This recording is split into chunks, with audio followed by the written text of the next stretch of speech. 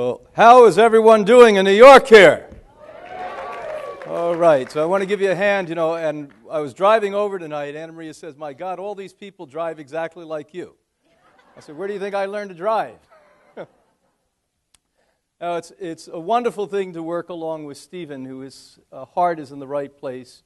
And what we are doing, hopefully on a global level, is giving people the real truth. Unfortunately, the natural health movement and field has become captured by economics. And it's slowly but surely being corrupted, as we've seen the allopathic medical field in the past do. So we wanted to stand up and be very clear, be very loud, be very informative, and very trustworthy for people. And let you understand that at the end of the day, it's what you do. Not a product, not a particular food, but a combination of finding yourself and then employing the tools that nature has given us from the earliest times of humans. And when that happens, and that responsibility and the proper technologies of biology come together, remarkable things happen. And I've been blessed since I was just a young man in my early 20s to watch what others would call magic, and I call science, real science. That there's nobody, in fact, who has any need to worry about their illnesses. What you should do is take that energy and employ it on healing yourself. Tonight, many of you will be given magazines. These magazines are on different subjects. You'll be given an opportunity, if you haven't already been on our list, that's global now, 60 countries and 100,000 magazines go out 4 times a year. You can get on the website now, Hippocrates website, and read past issues of those magazines. But what we try to do is we try to inform people about things that we know are absolutely, literally correct. Nothing that's speculative. Nothing at all that has any questions behind it. That is in the daylight. That has transparency with it. And that's what we're going to do over the next 2.5 days together. And Stephen joked about it, but I can tell you, I wish this was a venue I was in most places worldwide, because when you run into a place and do an hour lecture, it's almost a farce. It's a joke. The best you can do is stimulate some people, run out, and then they are more confused at that point. I promise you, if you keep your mind open and stand up straight and ask the right questions, you'll walk out of here on Sunday night knowing exactly how to live your life. The other exciting part of this process for me is we're going to go almost chronologically through my own voyage and Anna Maria's voyage of understanding and knowledge. I got a privilege to hear myself, I don't know what a privilege it was, speaking in Stockholm, Sweden on a tape 37 years ago the other day. And I said, oh God, I hope nobody else hears this thing. But then I thought to myself and I said, look it, what you know, as long as you open your heart up with truth at the time you know it, you can help people at that point. But if you don't exaggerate, if you don't talk about things that you really don't know, or that you've read in a book, or you heard on a program, you're going to be safe.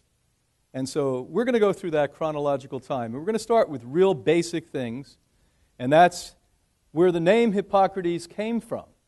When I asked founder Anne Wigmore, why did you pick the name Hippocrates? Because Anne was an enigma in the world of healthcare. She had absolutely no education, never went to high school, as many in her generation, and literally healed herself of catastrophic cancer after the Harvard doctors told her she had 3 months to live. So she had something that maybe you and I didn't achieve at the university. It was called common sense. They don't teach that. There's not a class I ever took called common sense, right? It's something you have to work really hard on, unfortunately, in this crazy culture and society we live in. And she literally was given throughout her life, and once at Harvard, honorary degrees as doctor because of how many lives that she changed. This year we had the great honor, many of us who literally were taken under her wing and given life and given birth. And in my case, given the keys to Hippocrates back in 1980, went to her home country of Lithuania, and we did a memorial for whole week that was the most touching experience. It was, for Catholics here, you'd understand it if I said it would be like going to Lourdes.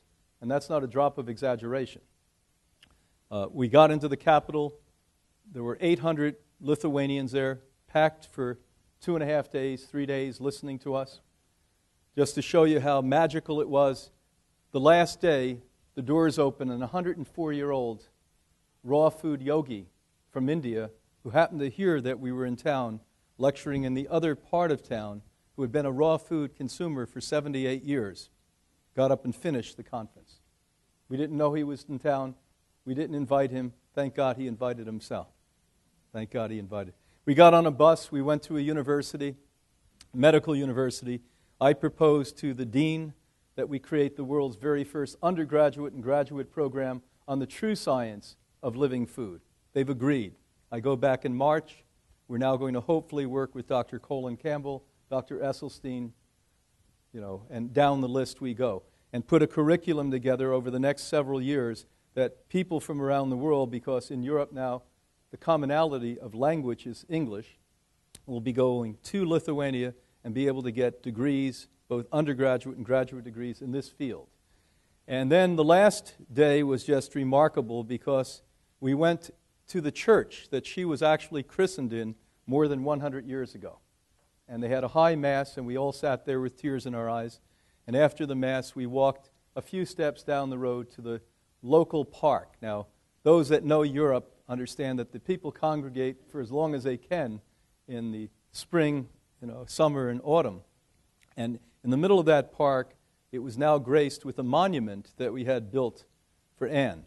And at the bottom of that monument, we had in marble names of people from around the world to honor her. And we didn't know at the time we picked, just to show how magic works when truth reigns, that the man we picked as the artist to do it was named the #1 artist in all of Europe in 2010. And in some of your magazines, the latest one, you'll see that monument in there. It's going to be a pilgrimage once a year, and so I wanted to start this by honoring Anne Wigmore, because without her, you, I, the Institute, and most people that are alive around the world, now the millions because of raw food, wouldn't exist. So let's give Anne a giant hand.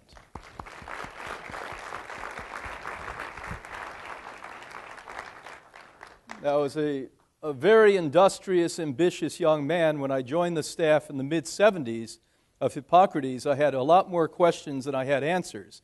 I was 98% questions and 2% answers. And the question I kept asking Anne is, why does this work? Now, I knew it worked because we would see in those early days, she started in the 50s, remember. This is our 57th year, Hippocrates. The only people that came to us were incredibly ill. I mean, they would have had to be told, you have, 5 hours to live. And then they'd say, okay, we'll go. And so I would watch them come in. We've always had a very staunch rule, because we're not a hospital, that you have to be able to walk, talk, function, and understand. And they would do that until they got to their room, and then they'd fall into bed. And we didn't put them out at that point. And I'd watch them walk out of the bed, and a week later, running around the Institute, and here they were getting better. And I kept asking, why is that happening? And when I went to Europe, they sent me to Europe, where I brought raw and living food back, the message back to Europe, because America is not the epicenter in modern times of the raw and living food movement. It was actually founded in these recent centuries by a doctor called Dr. Christine Nolfi, a Danish doctor.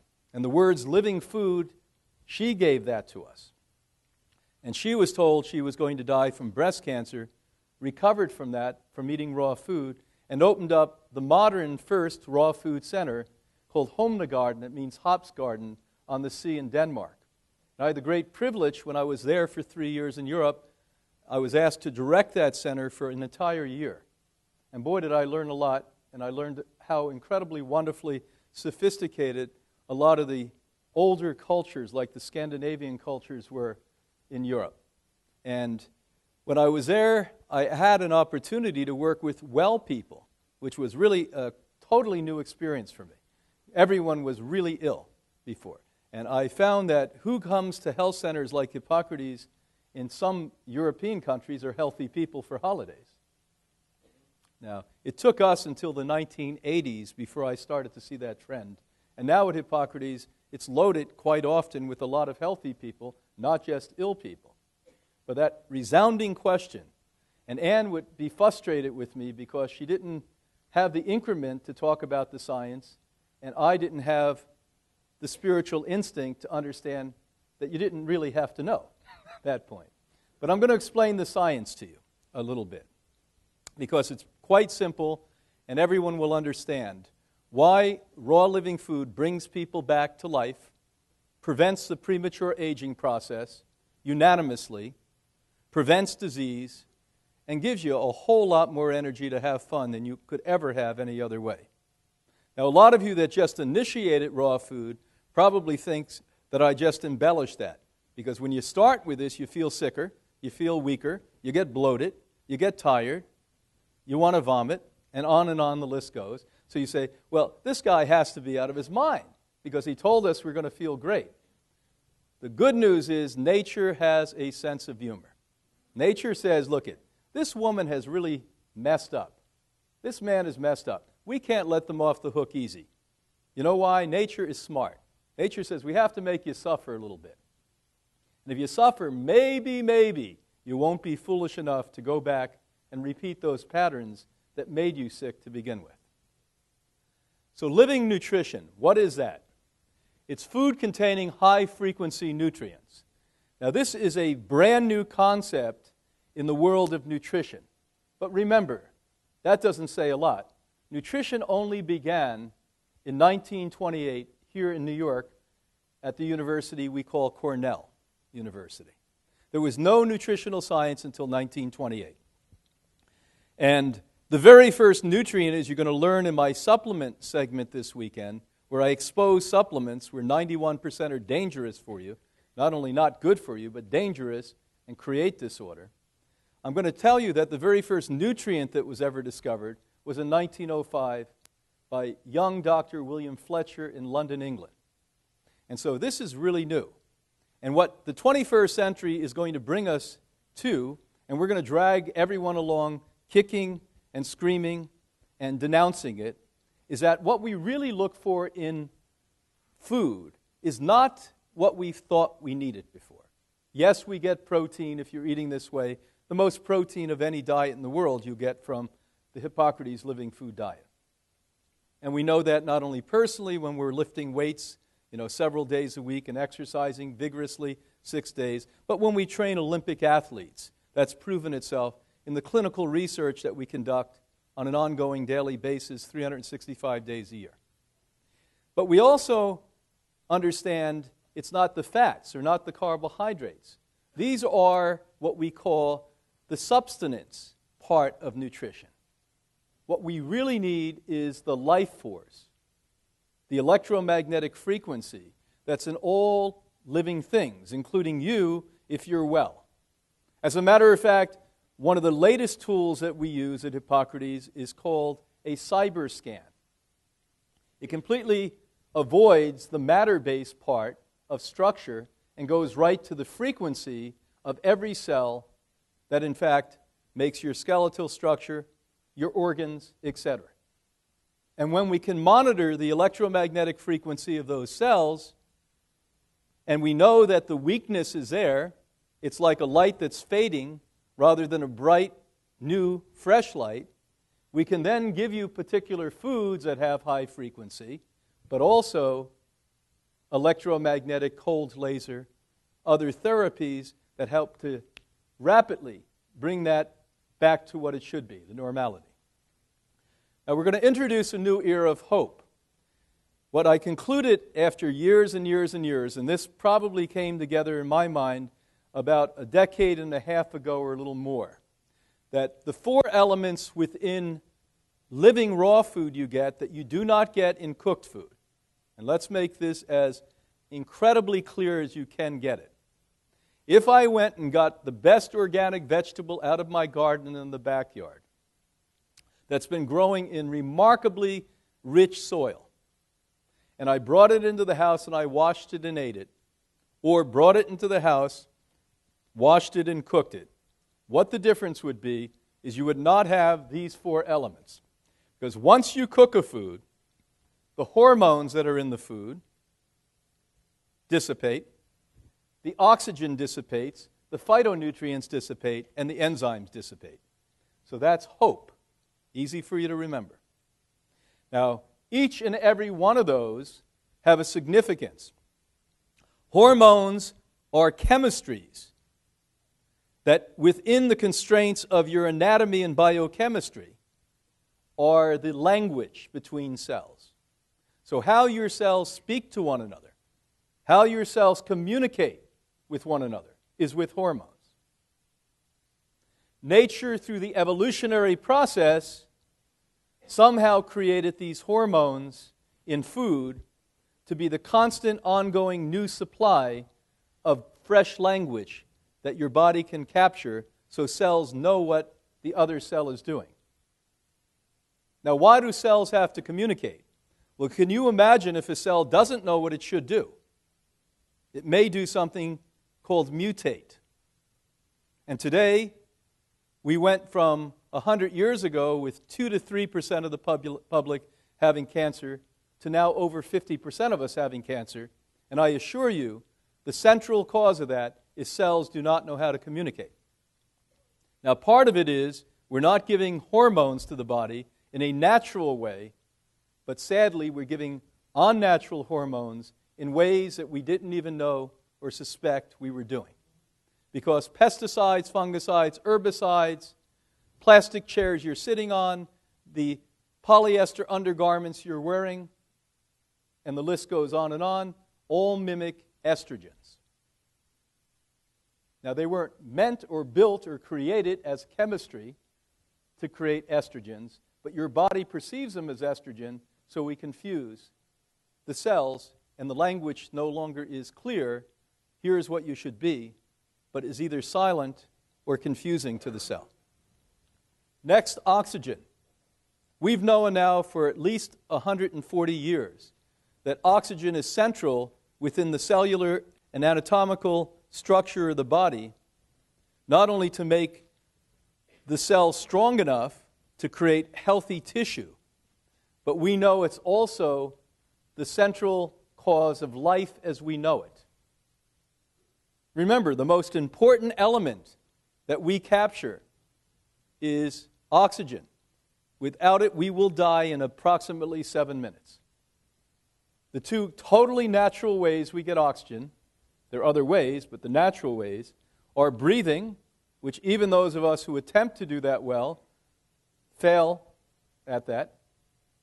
And the second is in food itself.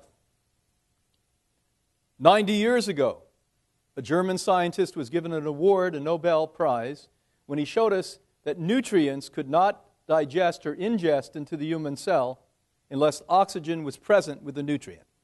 So if the vitamin didn't have oxygen with it, you couldn't really digest into the cell the vitamin or the protein.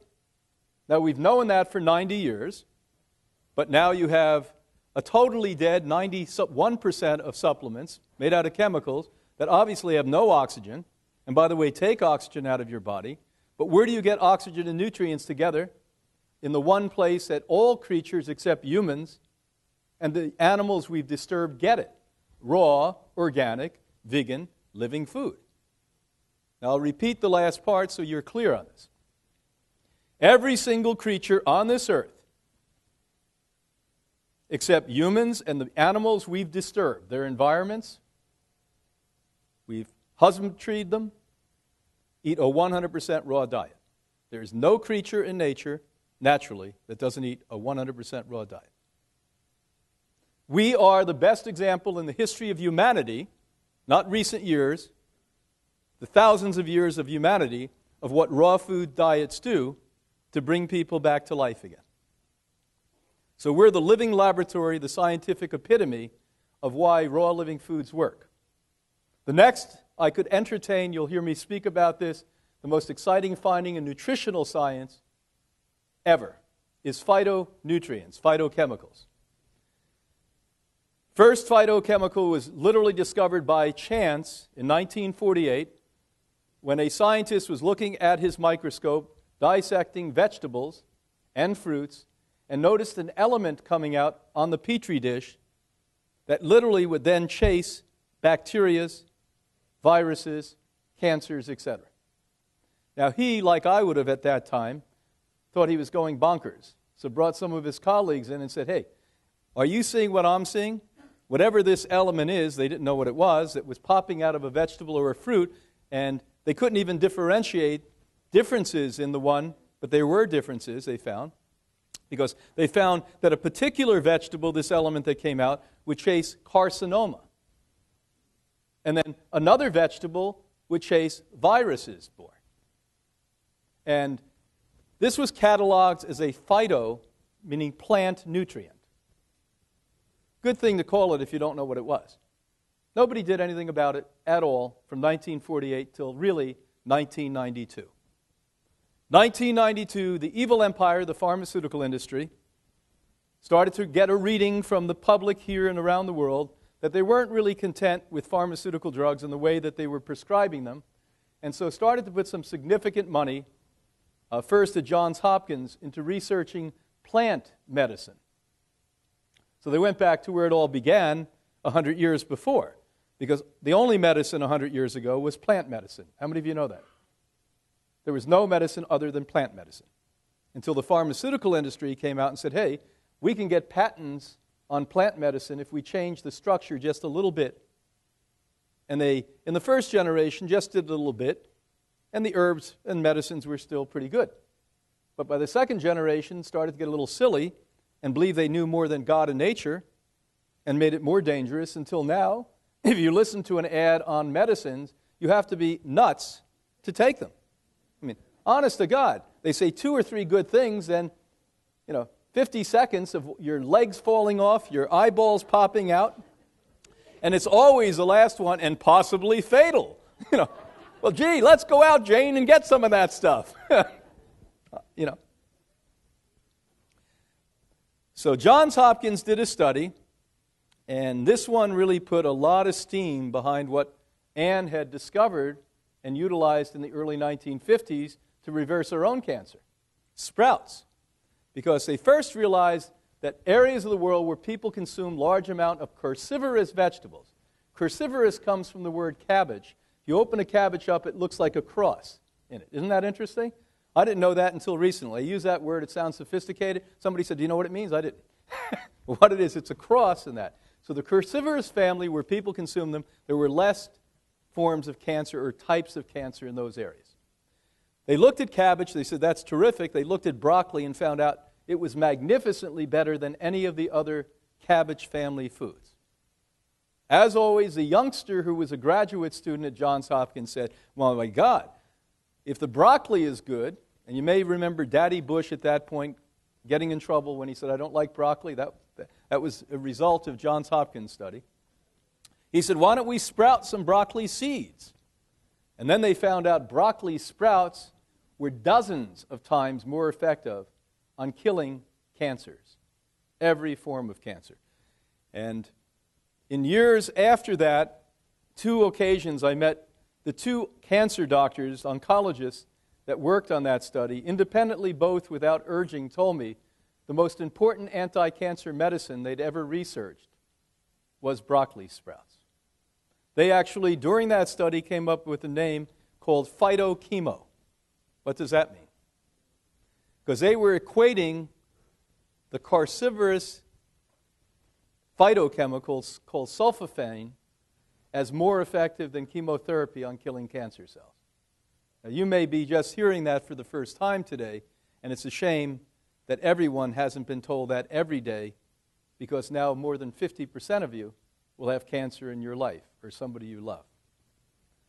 Lastly, enzymes. If you've read anything from the enthusiasts and the cheerleaders of raw food, they get mono-focused on enzymes. And enzymes are really important. But enzymes aren't what you always read they are. Enzymes are, in science, called proteins. That's also wrong. The outside shell of an enzyme is a protein.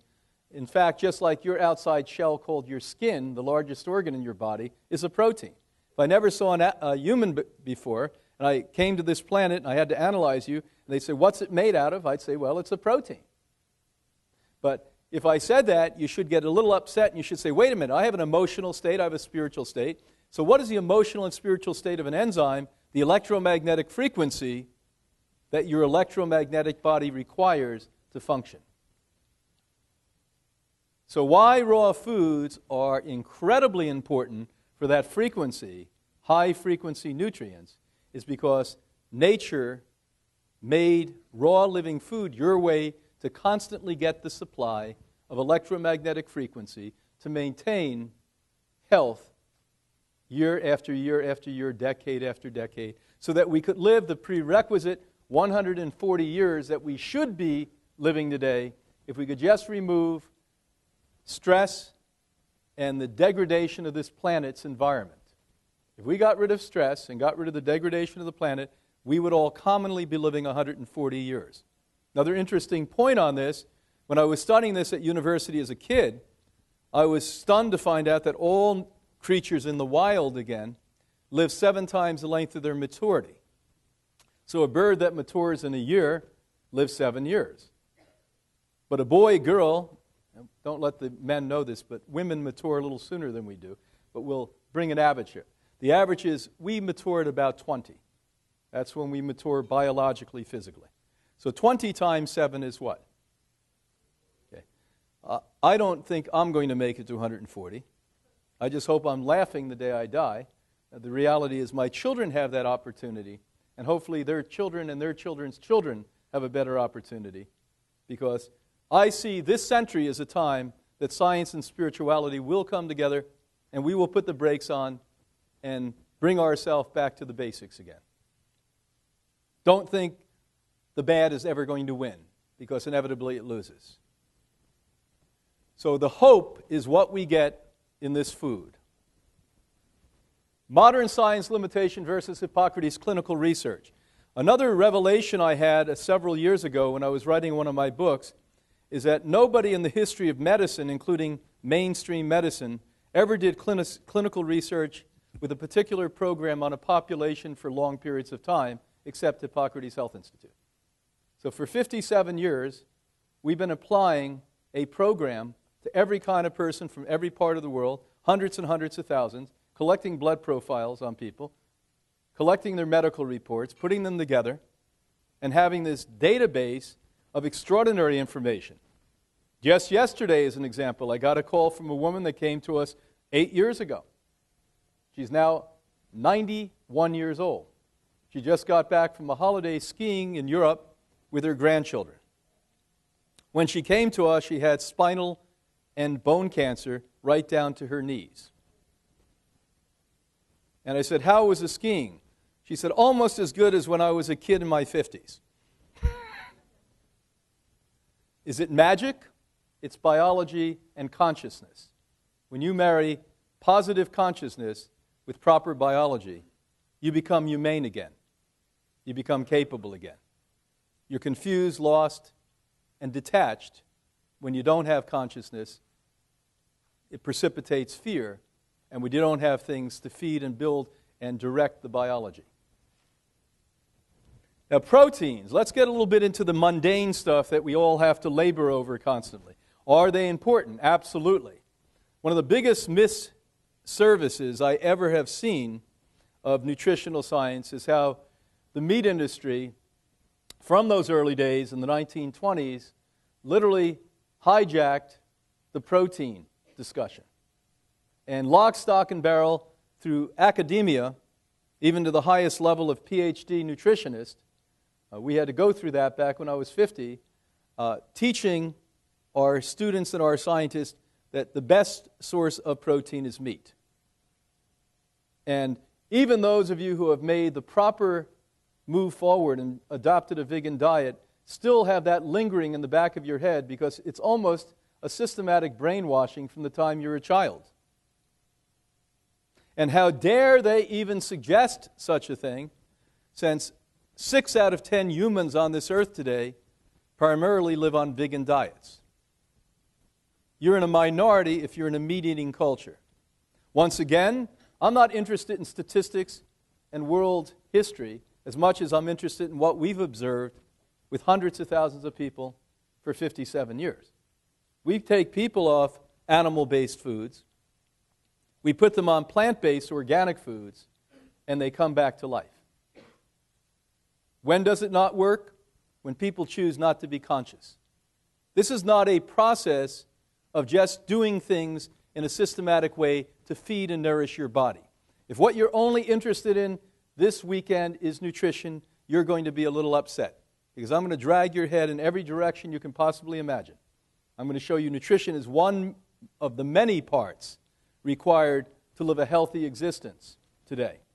And the most important part is your awareness about who? You. Because when you become aware of what turns you on, what impassions you, what fulfills you, then, I assure you, you're unstoppable doing the right thing. But when you doubt yourself, when you're lost, when you're subject to being manipulated by cultural abnormalities, it's going to be very difficult for you to stand up and be totally responsible for your life. You're more like the wind blowing than the oak tree standing. And we need to create oak trees on this planet because, believe me, they're a whole lot stronger, safer, and more abundant. So proteins act as a framework of the cell, like poles in a tent. And even if you haven't erected a tent, which I did quite a few times in my life, the old tents used to have wooden poles.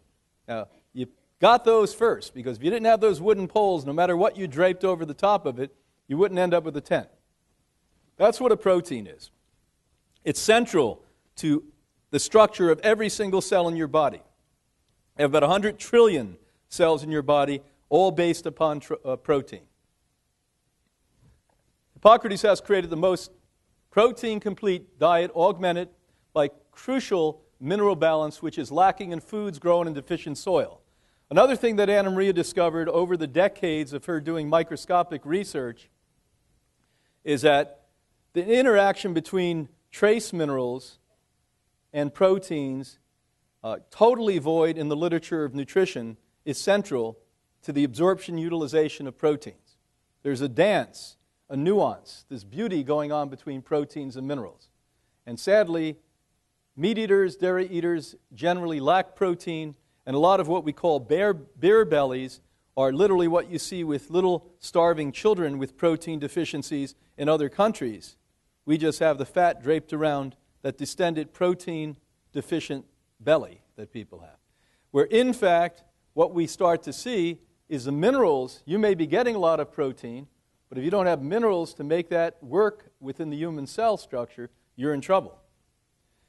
Complete proteins are food containing all the essential amino acids. There's approximately 9 amino acids that we are required to get from our foods. All of the other amino acids, proteins, you create in your own body. Isn't that amazing? Your body's almost like self-perpetuating. And the number one way to get those proteins, it's very simple. And if you listen closely, you'll never have to learn more than what I'm telling you.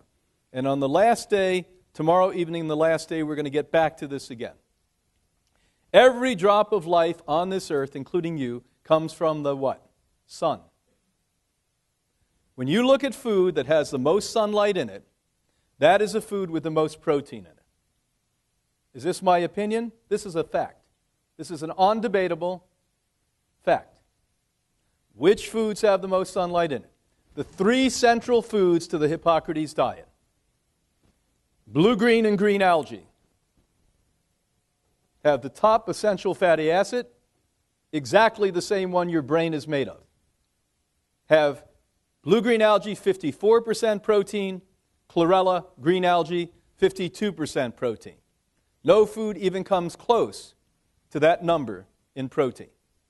The second food we tell you to consume is sea vegetables. Sea vegetables, by the way, unless you poured radioactivity directly on them, do not pick up radioactivity.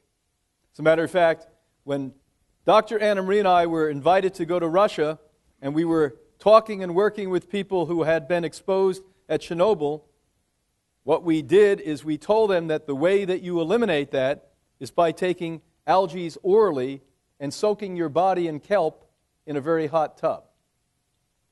No better way on this planet Earth and to get rid of radioactivity than consuming algae and soaking in salt algae.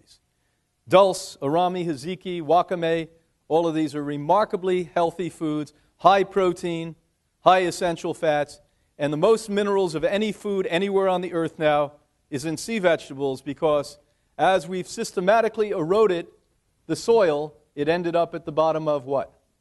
The ocean. The last one are the well-known sprouts.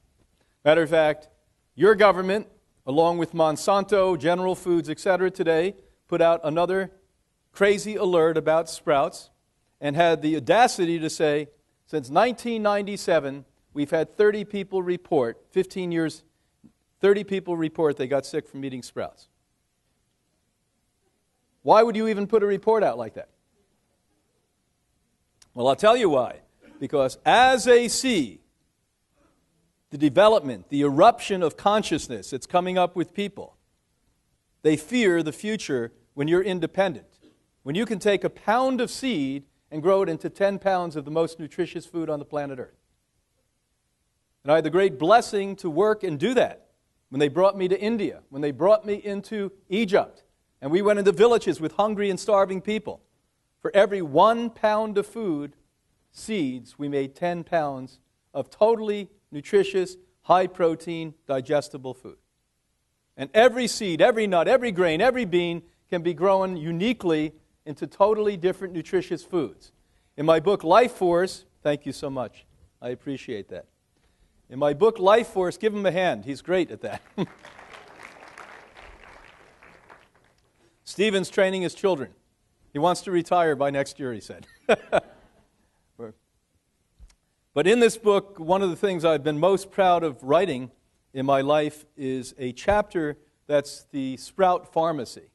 And in there it goes from A to B to C and tells you what that sprout prevents or helps you eliminate as far as disease. The most impressive medicine I've ever used in my 41 years of work is sprouts. Not to say there's not needs for other types at times, but sprouts have been by far universally the most effective, universally available, and least expensive way. As John Hopkins once again said, the most impressive anti-cancer agent we've ever looked at is a broccoli sprout. I'll add to that, by the way, onion sprouts are better, garlic sprouts are better, and cabbage sprouts are almost as good as broccoli sprouts and a whole lot less expensive. Things like sunflower seeds and their sprouts, sesame seeds and their sprouts, sprout juices. What I have here is a sprout juice. Something like this that's probably half sprouts has a protein the average American gets in 3 days. And this is why we see at Hippocrates people come in with full blast diabetes, and by the third day they're saying, what's going on? Because their blood sugar is balanced, because you're getting massive protein. The way you regulate blood sugar and take away ultimately your addiction to sugar is by constantly saturating your body with digestible protein. Mung bean sprouts. Interesting, the Asians knew that. There is no cuisine from Asia that somewhere doesn't have a mung bean sprout in it, a complete protein. In my book, I write about if you have premature balding or graying of your hair, breast concerns, prostate concerns, there is no better medicine food I've ever known in my life than a Chinese bean sprout, a mung bean sprout. Amazing. High in what? Zinc. Cooking destroys amino acids that are essential for body and brain function. So who could get protein, although not a lot, from meat? Those who would slaughter the animal, drink blood from its jugular vein within minutes, and then you would get 19% protein. But if you eat meat, as I did, some rancher out in the West slaughters the animal, freezes it, flies it or ships it across the country. Months later, and that's literally the time period, months later you then take it and cook it. If you think you're getting a complete protein from that, you better think again. It is not a complete protein. So those of you that are ruthless and want to consider consuming animals, then you have to get very fast and running, get a good pair of shoes, chase the animal, nice big knife, get the jugular vein. They do this in a certain tribe, and they're pretty healthy, by the way, down the side. And get that animal down there as it's screaming at you and drink the blood out of its vein. Now, if you do that, you shouldn't be in this conference, by the way. We'll escort any of you out that would like to do that. Consumption of casein, a milk protein in dairy foods, has a higher correlation with cancer than cigarette smoking does to lung cancer. Now think about this. If I say lung cancer, you immediately, without thinking, say smoking. Cornell, Campbell, 50 years of research says, I found out that casein in every form of cancer, not just lung cancer, every form of cancer, is the number one dietary cause for cancer. Causes the most liver cancer, brain cancer, bone cancer, pancreatic cancer, And so those people that say, well, it's okay, I won't eat meat, which means, by the way, fish, chicken, wild game, red meat, pork, say, well, I do take dairy food. Well, if you want cancer, congratulations, because the meat that gives you the most cancer is chicken, not red meat, by the way. Look at the work of Dr. Livingston, 60 years of research on that. And the number one, even better than chicken to give you cancer, is casein in milk. What kind of milk? Homogenized, non-organic milk? No. It's just as good in organic raw milk. So you can get cancer from organic raw milk just as easy as you can from what you buy out of Stop and Shop down here. Meat leaves behind fats and acidity, which are ultimately destructive for human health. Now, you must know that. The coronary arteries. How many of you got to see my colleague's film Eating years ago? Or the recent one that was done, Fork Over Knives. Esselstyn, I love Esselstyn. What I love about Campbell and Esselstyn is both were farm boys. I couldn't quite figure out why I liked them so much. They always look you in the eye and talk to you straight, unlike almost anyone with that level of education that I've ever worked with in medicine. And once I found out both were farm boys, they just strived to find out what was really true. And Esselstyn, when he was pulling out fats from people's arteries year after year and became a renowned fat puller at Cleveland Clinic, people would fly in to see Dr. Esselstyn. He's a known, the best, the top cardiovascular surgeon. And lo and behold, as he was rushing and eating hamburgers and steak and French fries and cheeseburgers and God knows what else, he ended up with fat in his arteries.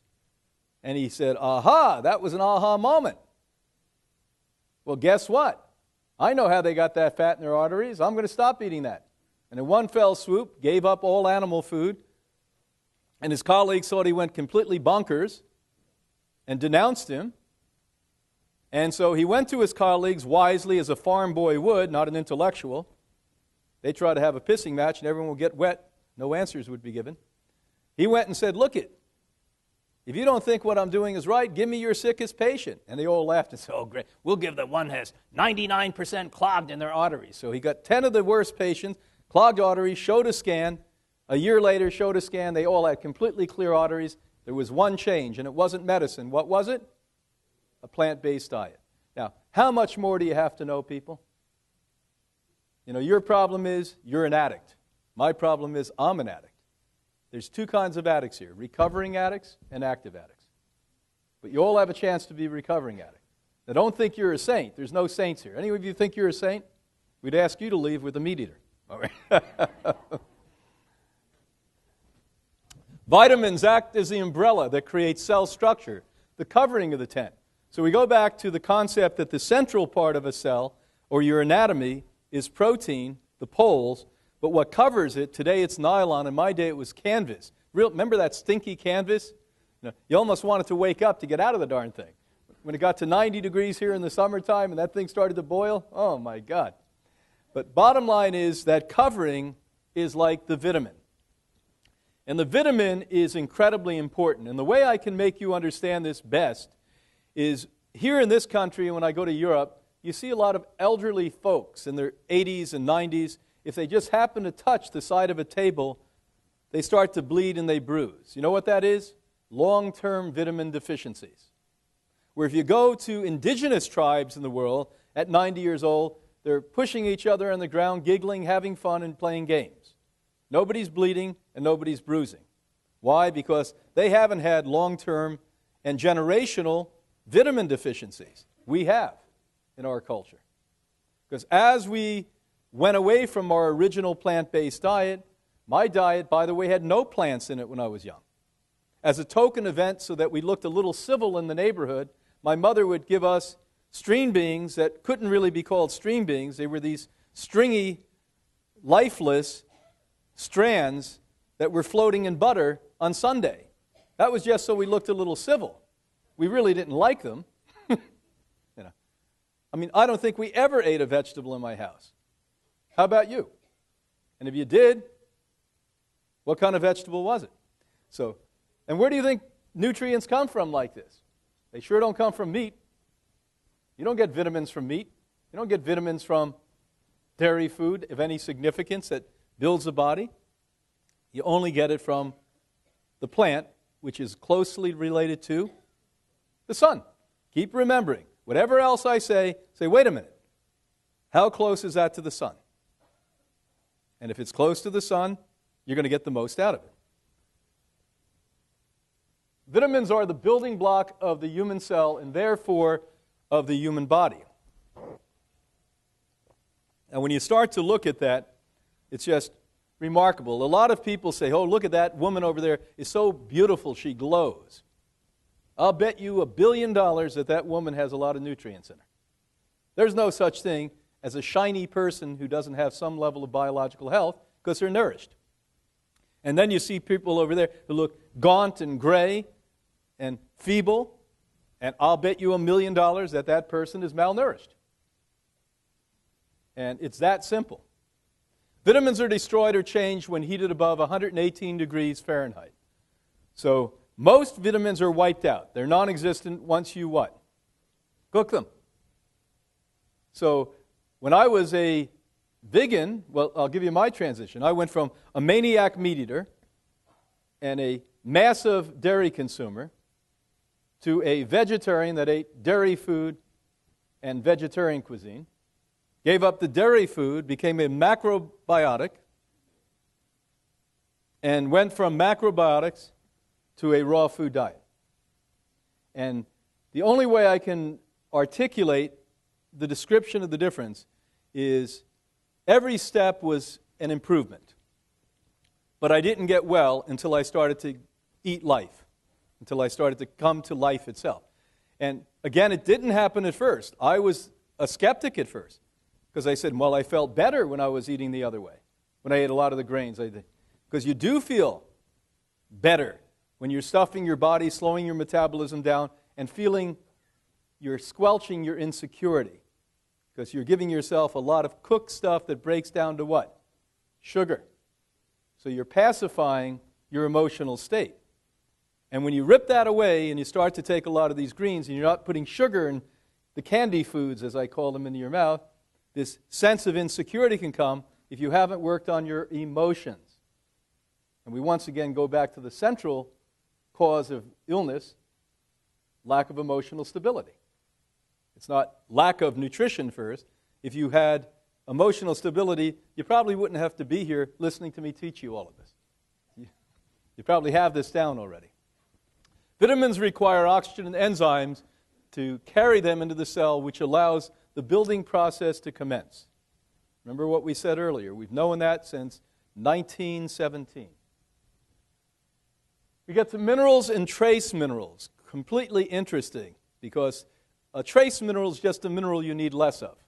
That's the difference. Just one you need less of.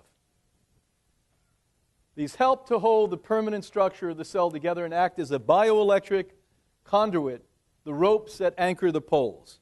So now the tent poles are in the middle of the protein, the covering, the vitamins are there, and now we have the ropes that hold down the tent and hold the poles to the tent.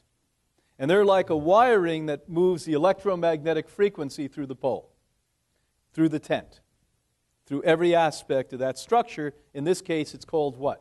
The human anatomy, the human body. Now, with that said, these are bioelectric conduits. So your electric body requires minerals to correctly and systematically move electric through the meridians of your body. The most important system of your body is not the ventricle system or the organ system of the body or even the cellular system of the body. It is the electrical frequency of the body. And as the Asians taught us more than 2,000 years ago, they call that the meridian systems of the body.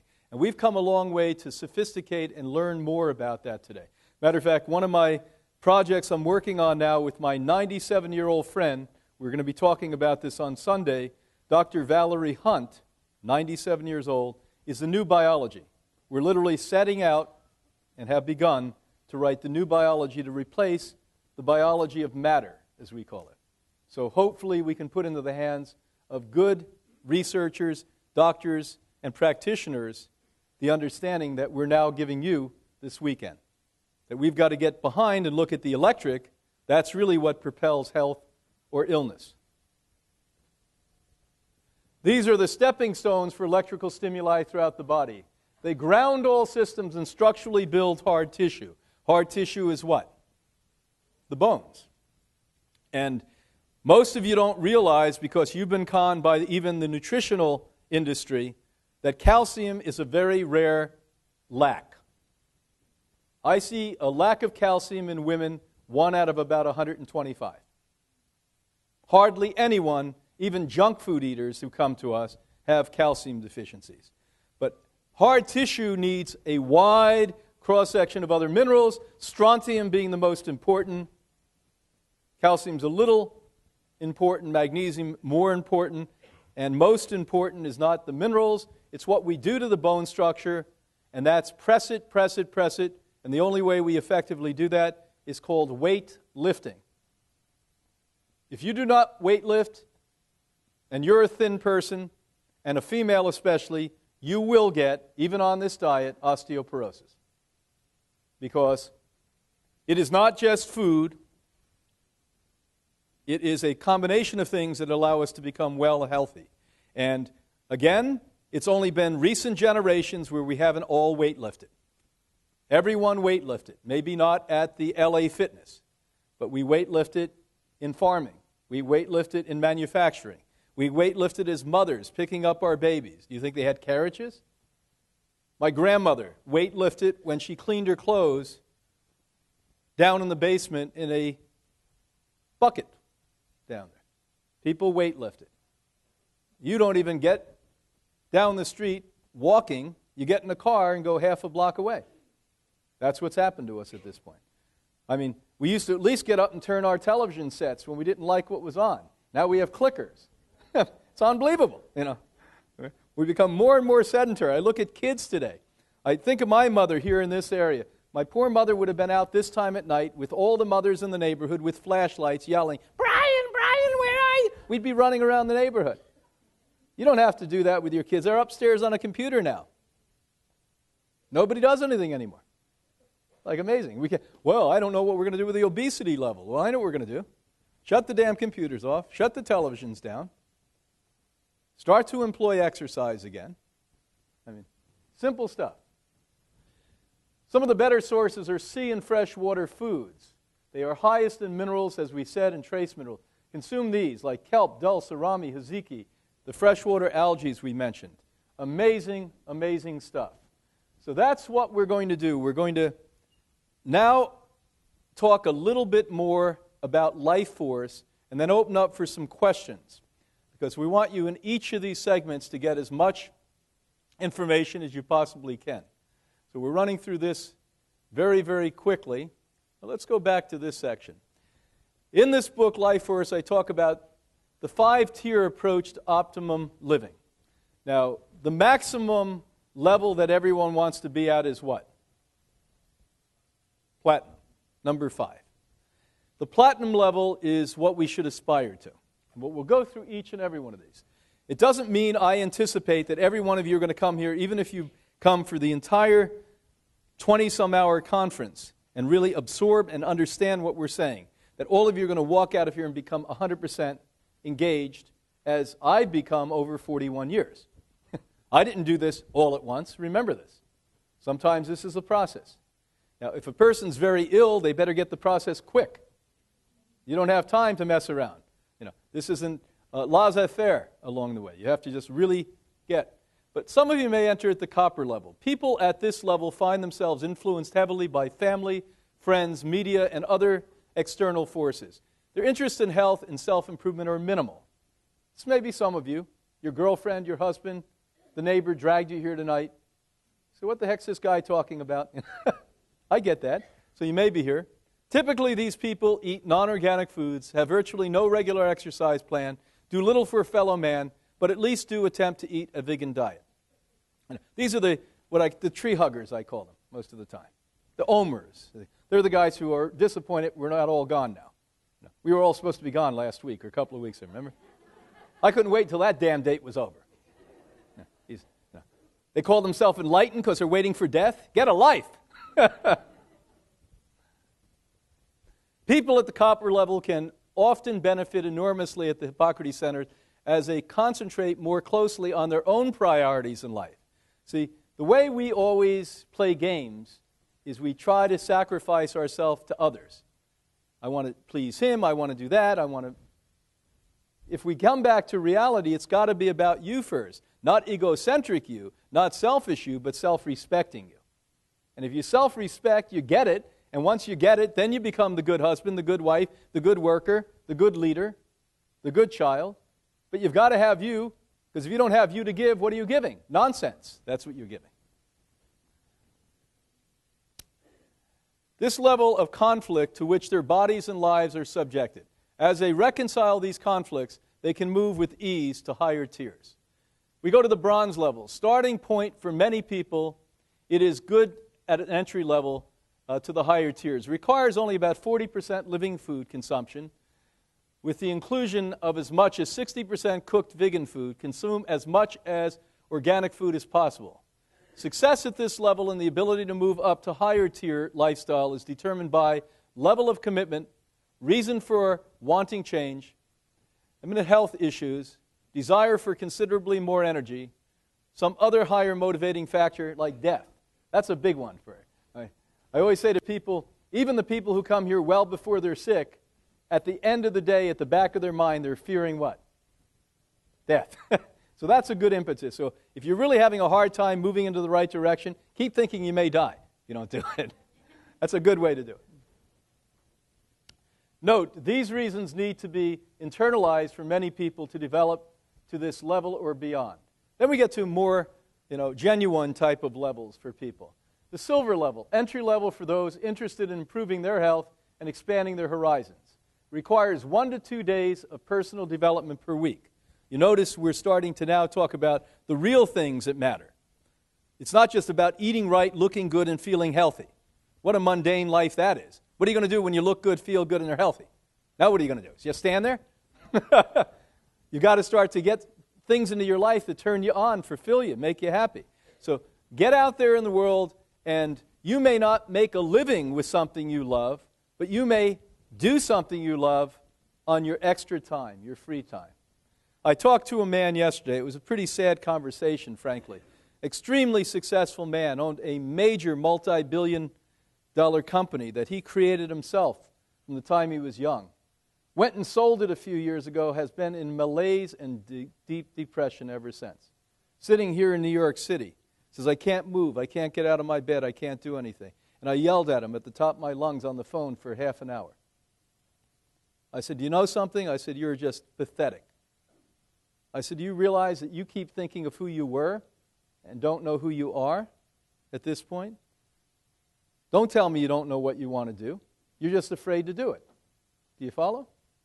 And that's where most of us have problems. We're afraid, we're fearful to do what we really want to do. And somehow we think we are having to constantly go through turmoil and struggle and concerns and problems. And that's the natural state of affairs. And it's not. If your life has struggle in it, You've got to change your life. I say this to my staff. Half of them think I'm completely nuts. I get them together. I'm going to do it in 2 weeks again, twice a year, and I say, I only want you to do, I have 165 staff members, I only want you to do what you love.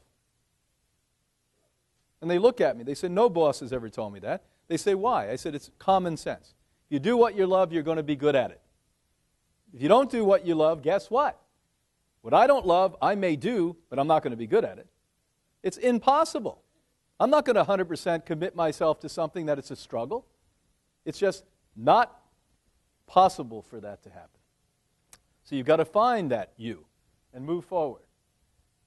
1 hour per month minimum of local or global contributory effort.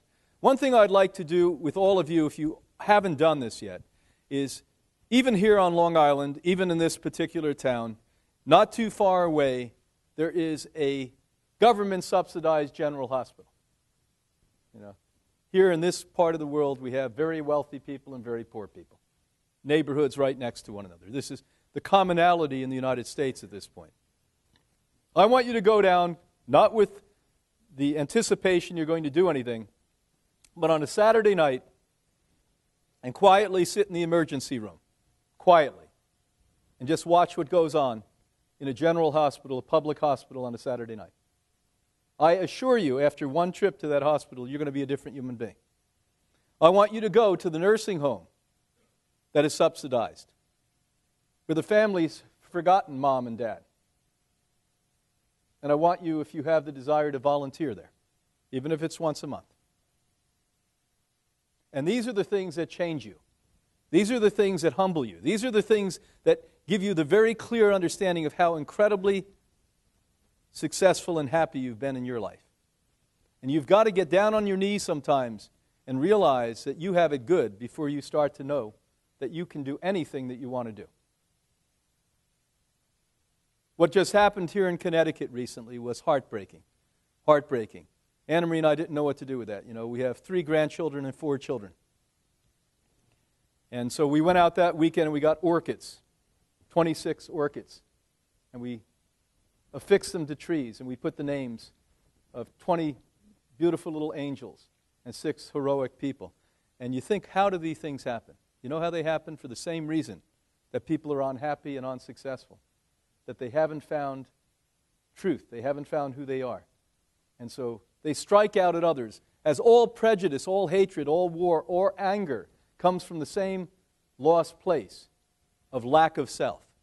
If one has self, they love self. And they want everyone else to share that love. But when you don't have self, you want everyone to come down to that dark, sad place that you are. And that's where this hatred comes from at this point. And we can change that. It doesn't take billions of dollars and time. It takes consciousness. And consciousness can be provoked a lot easier than you think. And we're going to work on that this weekend. Your diet is 100% organic and vegan at that point. We go to the goal level. For those who function in stressful positions which entail considerable responsibility, people at the early stages of legitimate aspirations. I want you to think of those 2 words. How many of you have aspirations that are legitimate? You have illegitimate aspirations. I want a bigger car. I want a bigger house. I need more shoes. That's legitimate. You say, I want more happiness. That's legitimate. I want more contentment. I want more peace. I want more strength. I want more articulation of goodness. That's what I want. Their diet consists of 75% organic living food and as much as 25% cooked organic vegan food. By the way, this is the level that we determined after we did research in Boston, a couple of universities in Boston, people who are healthy can maintain total health on. So here's a refreshing news for a lot of you.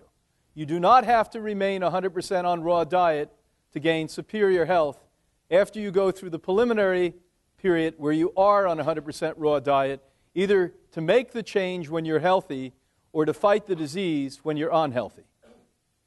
And we have clearly scientifically dated and validated that it takes approximately 24 months of saint-like, pure, 100% organic living food to reverse the vast majority of major diseases, cancer and right down the list.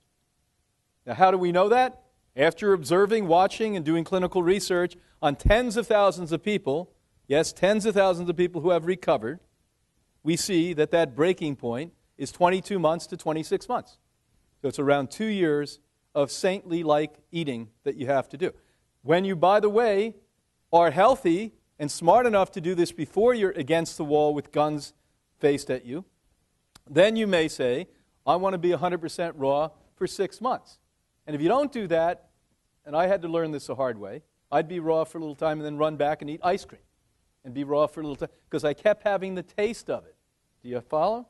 But if you really take the boat and get out into the middle of the ocean, you're not as apt to jump back into the water and swim to the shore. Do you follow? So get away 6 months, 8 months, a year, if you have the brevity to do that, and then you're not going to be as adept to go back to the cooked food as you are. But by the way, you could eat up to 20 to 25% by weight, not by imagination, by weight of your diet, once you're healthy, once you're well, either conquering a disease or healthy to begin with, and live in perfect health, the same and no difference between a 100% raw food eater. Why? Because it's about leukocytosis and it's about tolerance of immune function. And by the way, I'm sure if we went back tens of thousands of years ago, the statistic would have been much lower or non-existent at that point. There's been a de-evolution of anatomy and biochemistry because of eating all the wrong things over the year, that our body's immune system have learned to adapt to eating some cooked food and not kill you in the process. Isn't that interesting? So it's a bad thing, but it turns out good for you because you don't have to be walking on water for the rest of your life. So give yourself a hand on that one. Community or global contribution once per week.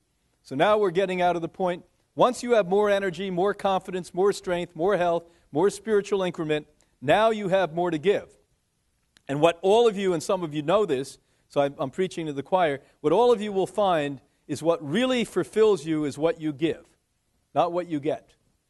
Once you have the place in your heart that has already been there, but you have just lost, that you understand fulfillment, the more you give in what you love, the happier, the more complete, and the healthier you're going to be. It's just an amazing, amazing thing. And when I first heard all of this, I would listen to talks on this. I'd say, well, it doesn't make a whole lot of sense, because there wasn't really a scientific rhythm or a mathematic equation that I could look at in that. And I started to really, maybe 20, 25 years ago, peel that back and say there really is.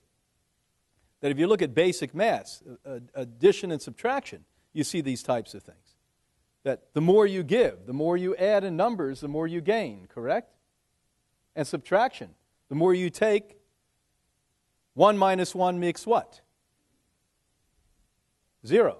And so this is where most of us are. We're struggling between 1 and 0. 1 and 0, we keep going back, rather than saying, here's 1, and here's the second contribution, and here's the third contribution, and the fourth contribution, and the fifth contribution. And what's nice is you open up and give more, you're going to learn how much more you have to give. It's like an Escalade waterfall. The platinum level. Now this is the one that we put serious people on. People who say to me, I want to get a gold medal. I'm going to go to the Olympics, I want a gold medal. Put these people on this. People that come to me and say, I was given 2 weeks to live. I have stage 5 disease. This is what we put people on.